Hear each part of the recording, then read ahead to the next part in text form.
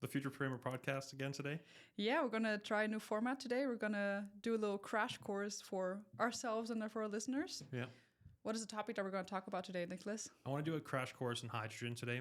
So hydrogen as a molecule, the most abundant one in the universe. Mm-hmm. On Earth, it's mostly bound by oxygen and hydrocarbons.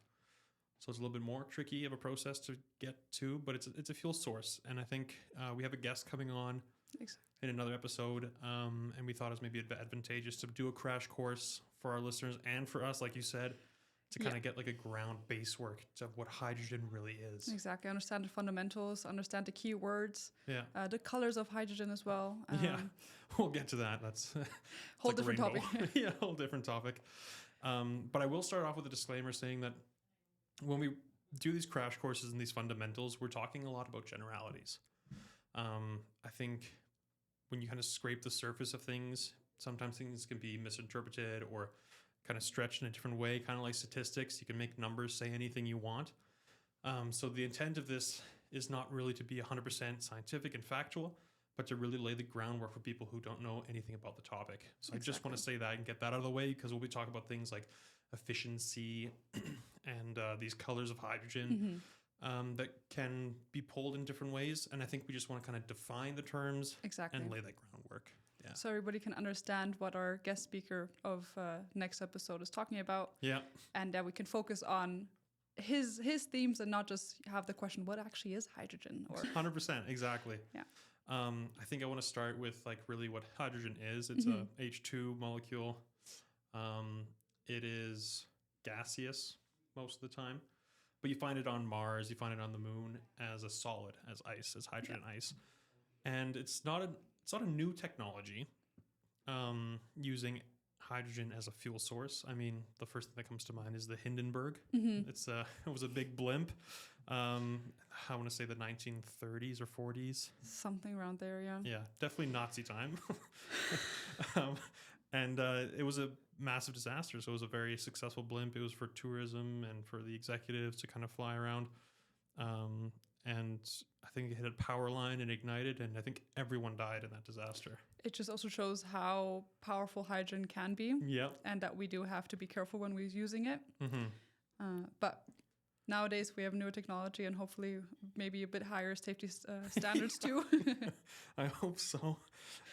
But no, like it's with that, I just wanted to address that it's not a new technology, right? Yeah. It's been around for quite some time. I think NASA in the 70s, they used it as a fuel source to propel their Apollo program. Because oil was so expensive then, they decided to use hydrogen as a fuel source. And that's kind of pushed the envelope into that sector, I think. And it's been around, at least as a fuel source since the 70s. And I think that kind of shows you that it's a very real element as a source or a fuel or an energy source that we've known about for quite some time, and it still seems like a new topic, which is interesting. Well, especially because nowadays the reason why we're so interested in it is because we want to start to find different methods besides burning fossil fuels. So I think that's why it's such a new topic right now, is because it seems like it could be a cleaner alternative, but we're going to discuss that later too, because there's some hidden costs that we don't talk about enough, I think, when it comes to the more sustainable hydrogen methods. 100%.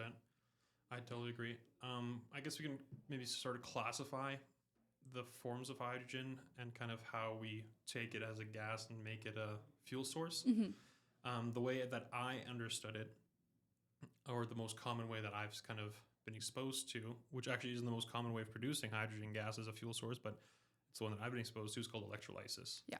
Where you use electricity plus water gives you hydrogen and oxygen as separate gases.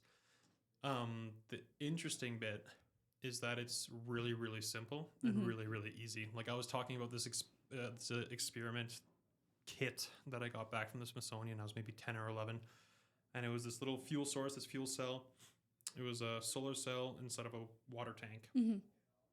And as the electrical current was created by the solar cell, it separated the water from hydrogen to oxygen, and then you could fuel this hydrogen gas into a balloon and propel a car. That's so cool. Yeah. Super simple, super easy, and it was that was my first exposure to it. And I was kind of thinking like, why doesn't everyone do this? Like it seemed like tap water can propel your car. Too good to be true. Yeah. Next logical step. Yeah. Put into the car. Exactly. So I think it'd be really interesting now to kind of see the breakdown of the colors of hydrogen. I'm actually going to use the colors to talk about the hydrogen, which is apparently quite controversial, but that's okay. We're still going to use it because it's very easy to then kind of separate each method of hydrogen is produced. So we're going to start with black hydrogen or gray hydrogen, and that's produced by using fossil fuels. So when we burn fossil fuels, methane occurs, and then the methane is split, and hydrogen is then captured, but then the CO2 is still being emitted into the air. So that's kind of the way that apparently we're using the dirtiest way. The dirtiest way, Right. but also the most often used way to produce hydrogen at the moment. Yeah. Because it's just relatively easy and it's a byproduct from already burning fossil fuels. Right. What about blue? Blue hydrogen is when we actually capture, so it's the same process, but we are going to capture the CO2 that's emitted, and we're going to store that. And apparently there are different ways of storing it, but what they're trying to do is they're trying to put it back into where they used to find CO2, put it back into porous rocks, I think it's called. Yeah. Yeah. Okay. For sure. And you and- can use that in fracking as well, and like extracting oils. You can actually pump the CO2 in there to push oil out. Exactly, right? yeah. But so I heard this podcast from BBC, and what was interesting is that they said, so this is still relatively new technology and not used too much yet, especially because it's quite costly. Yeah. And they don't know how much they can push that CO2 back into the stones or into the rocks. Until it gets to a point. kind of Exactly. thing? They don't know what the point is yet and what's going to happen. If it reaches that point, then there's probably going to be some leakage. So Right. we have to potentially maybe find a better technology of storing our CO2. Okay. I'm not sure, but that's what they say is like a good method, especially because it can be set up relatively quickly. Like people could switch from black and gray hydrogen to blue hydrogen. Right. Yeah. I think also like if you're in like a manufacturing process, you can probably even just pressurize that CO2 and sell it as CO2 canisters from airsoft guns. Yeah, to for example. whipped cream cans. You know, you can really do a lot with it. I think you can make it circular. That would be nice, yeah. Another one that was it's kind of a weird one, and I came across this one across my research as well, is turquoise.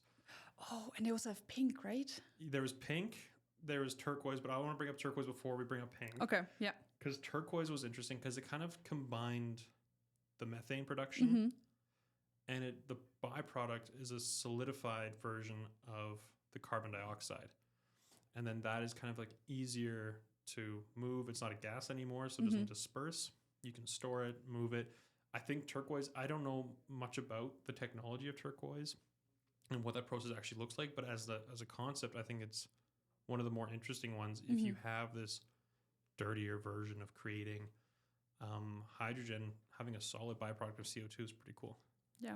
But And pink, go ahead. So pink is kind of the same method of producing, but we're going to produce it with nuclear power. That's all I know as well. Yeah. I don't know more. And then we have the green hydrogen, which I thought this is the best technology. Why aren't we using this one? It sounds so good. So this one is using electrolysis. Did I pronounce that right? Yeah, you did. Okay, Yeah. perfect. And but it uses solar and wind energy. So renewable energies. Renewable energies. To create the electricity that then splits the water. Exactly. Okay. And I thought, wow, that sounds awesome. Let's just use this. But what I didn't think about is cradle to grave. So the momentary, like when you look at the way it's produced, that looks great. But the solar powers and the renewable energy has to be created somehow too. And it often has quite a lot of byproducts as well. Yeah, And we're not quite there yet with renewables. I think solar is getting pretty good. But wind, I think, is still so cost intensive for the full cradle to grave aspect for windmills. And that's something that Gareth like really pushed home, I think, in that podcast and that episode with us as well, is that when you look at the whole LCA, cradle to grave, green doesn't look that green anymore. Exactly. Yeah. So we maybe have to figure out how to make renewable energy even greener in its production. before we should fully rely and say that all the funding should only go to green hydrogen. Yeah. I think that blue hydrogen, is a really good idea as well. And I think that it's quite sad that it's so costly, because that's the reason why a lot of companies don't want to switch over. Yeah, I think the costs are pretty significant. I think it's like almost 3 times the cost right now for hydrogen per kilogram than it is for oil. I mean, maybe that's going to change pretty quickly here with the Iran war and the oil crisis. But I do think those costs are going down substantially as well, with innovative entrepreneurs like Gareth, who are kind of addressing the sector in a realistic way and not relying on policies and funding. Exactly. Rather, they can actually produce a viable product. And I think that eventually, with like just market competition, will bring down that price as well, because you have more services that are offering it. I would like to go into, maybe you can explain it, where we use hydrogen. Like, if we have hydrogen, like, should I just drive my car with that, or should I power my house, or where do we want to use it, in what sector? I think currently, as the market sits and as our innovation is at, I think using hydrogen in manufacturing materials, steel is a big one, a big example that I can use to lower that carbon intensity that goes into manufacturing steel.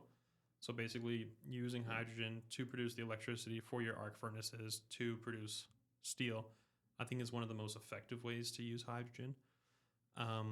Especially now where designers and builders and architects are using EPDs, LCAs, and have a better understanding of the sustainable materials, that they are actively looking for, where can we cut the CO2? It's a balancing game. It's a paper game to be compliant or to address something with the client. But when you're saving 10% of CO2 emissions by going from a steel manufacturer that has hydrogen, that guy's going to get picked a lot more, I think, coming up pretty quickly here. Secondly, I think as a fuel source for combustion engines, it's interesting but challenging. Hydrogen is very expansive. So at room temperature, it spreads, it disperses really quickly. So to get the most kind of value of it, you have to compact it, meaning high pressure and super cooling. Exactly.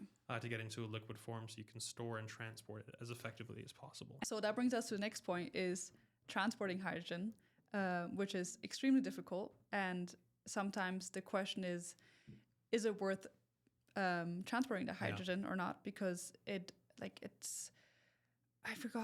what was it, 30 kilos of hydrogen is shipped in one truckload? Oh, yeah. Is that what I think Gareth it really was saying? depends, honestly. But as a number I've heard before, I think that because it's so difficult to transport it and keep it in a vessel that is viable, so you don't have a tank that is 4 acres big, you want to compress it and get as much energy and as many molecules into one spot as possible to increase the value of that. Exactly. Because I think moving with truck transportation is very expensive CO2 wise, and of course cost wise as well, that you need to find better ways, and the best ways they have is just supercooling and high pressure. Yeah, or on-site hydrogen production. Or on-site, yeah. But for example, now if we take, we have a hydrogen that was produced in a green way, so with renewable energy, and then we have to truck it all over the country with that makes with it... fossil fuels. Yeah, with fossil fuels, that's going to make it, I would say, less green. Exactly. So that's a good example where... Cradle to grave. Cradle to grave, yeah. You have to look at the whole picture, not just at a snippet of a moment. Yeah, exactly. I totally agree with that. And it really diminishes the environmental value of hydrogen because of that. In the combustion side, I think on-site generation is honestly the best way, because it's not that complex of a technology to use electricity to break out hydrogen from water. And I think it has it's a powerful fuel source because it's way more efficient than fossil fuels. I think, if I remember correctly, it's 25% efficiency that you get from fossil fuels, meaning 75% is wasted to heat. Yeah. And you get 90% efficiency. Efficiency is a loose term, but efficiency with hydrogen, meaning 10% is lost to what you don't want to do with it. Yeah. So that means 90% or maybe it's 70% of hydrogen per kilogram goes effectively to what you want it to do. So best example is in a car, 25% of the gas you put in your car is actually used to move your tires forward. The remainder is like given off as heat. That's why your engine's so hot. Exactly, it's burnt. And hydrogen is way more efficient that way. Whereas if you filled your car with hydrogen, 70% of it would be used to move your tires, and the rest would be burnt off as heat. So the combustion side of it, I think, is very interesting. Also, on top of that, in combustion of hydrogen, you're left with water vapor, and you're left with, maybe if you don't manage it properly, nitrous oxide. That is a greenhouse gas. So there's a caveat there, but it can be managed and filtered very easily and done in a combustible way that you don't have any negative byproducts that are greenhouse gases. I think that in the combustion engine, I know Porsche did something really cool. They have a blue tech or a blue fuel, that's what they call it, because they're realizing a lot of people are going to EV. Yeah. And Porsche kind of took a stance against it. They said, we're not against the environment, we're against the EV, because people who buy our cars are buying it for the sound, for the old school engine, for, they want this combustible, because combustion engine, that's what they want. Yeah. And so their answer was, we're going to do a hydrogen fuel. And so you still have the combustion, you still have your V12 or your V8, you still have the same noise, but your exhaust pipe is water vapor. Which is awesome. Yeah, like it's pretty amazing. So that's another really cool use with it. And the transportation, it's tough. That's a really big challenge. Like, you're going to need a very different fuel tank system than you do for gasoline. Yeah. And it would make, I think we talked about it with Gareth as well, is that the entire just way how we store hydrogen, it would make the car much heavier as well. So we would have to use more fuel in that sense as well. True. So it's really, I think it's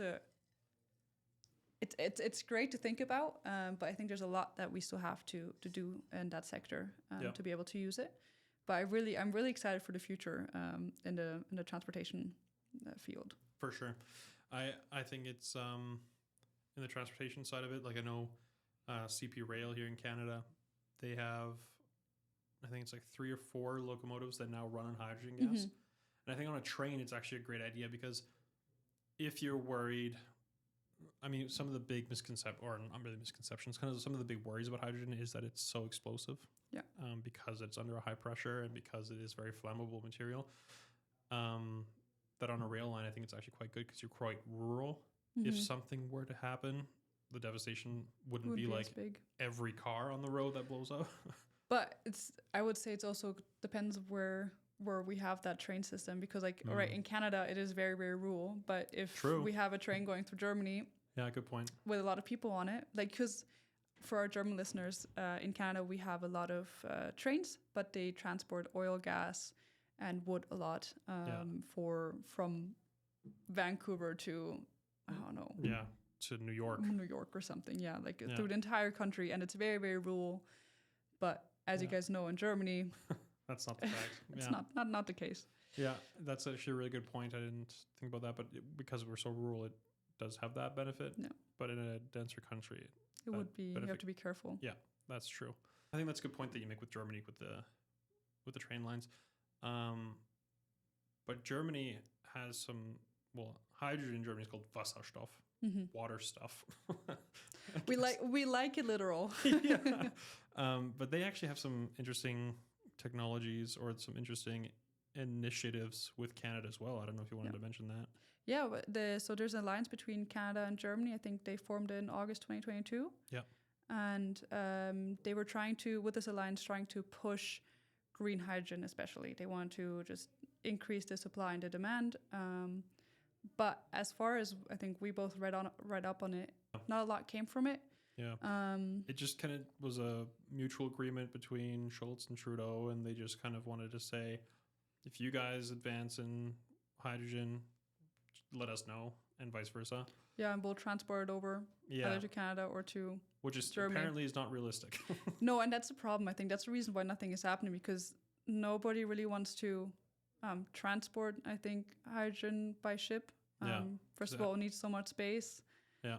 And then super cooled as well. I think it'll be very expensive to ship. Exactly. I think it's maybe in this case it's better that Germany focuses on their hydrogen production, Canada focuses on theirs. I think it was a good idea, but not very realistic in the real world setting. I agree, because it's very local. Like, it should be localized if you want to make it very efficiently, like the on-site. As we said, exactly. Yeah. Everybody should focus on the on-site hydrogen production. Yeah, I agree. I think that's the best way to do it, and I think Germany should just do theirs. And yeah, there can be that exchange of innovation, right? Like, there can be that free trade of innovation and information, where if Canada has a breakthrough and they say, you know what, this turquoise hydrogen system that we have works way better than the old one. Maybe try this. Yeah, and this is how we did it. Yeah. Don't have trade secrets. Exactly. Yeah, I think that's actually probably the best way to do it. Yeah. And it kind of increases competition as well a little bit, and you can kind of exchange that between businesses across borders. But all in all, I think hydrogen has a really good great future. Canada is the largest producer of hydrogen in the world, which is super amazing. I think Alberta actually is the largest producer as well. Would make sense with all the fossil fuels and stuff we have here. Yeah, and they use it heavily as carbon capture incentives. So basically, they are producing renewable energy when they produce fossil fuels, and to offset their CO2 emissions is kind of like the system they got going on here. I think there's some positives and some negatives in that system. I think it's a nice way to innovate a different sector and diversify your grid. But yeah, I think hydrogen has a great future. Yeah. I hope that this was a good little crash course of hydrogen, and I hope that you guys are excited for our next episode with Gareth. It's going to be very filled with very valuable insights, and See you next time. Thank you so much. If you found value in today's conversation, whether it was our discussion, our guest insights, or the topics we explored, we genuinely appreciate your support in helping us reach others in the industry. Subscribing and sharing episodes help us connect with more individuals who are passionate about sustainable building practices. If you'd like to continue the conversation or share your thoughts with the Future Framers podcast community, you can reach us through the contact information in the show notes. Your support helps us continue bringing you meaningful conversations with industry leaders and experts. Thank you for investing your time with us, and we will see you in the next episode.